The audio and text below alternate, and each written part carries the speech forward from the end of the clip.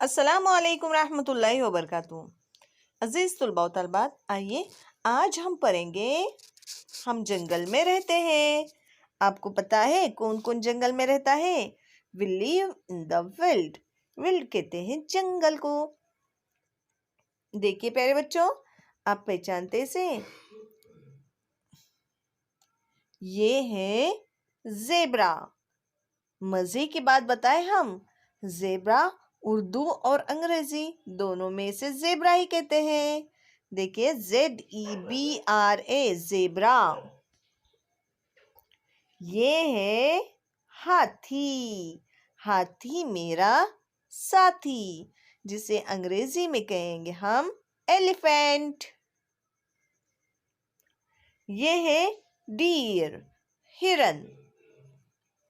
और ये है रीछ, जिसे भालू भी कहते हैं और जिसे अंग्रेजी में कहेंगे हम बियर।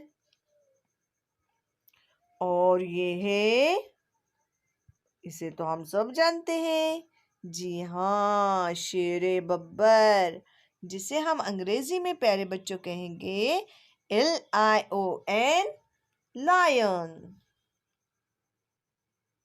और ये है मंकी। मंकी को हम उर्दू में कहेंगे बंदर।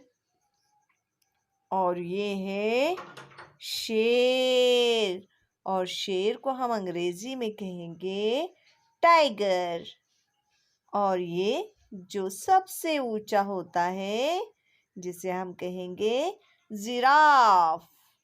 और उर्दू अंग्रेजी दोनों में से जिराफ ही कहेंगे।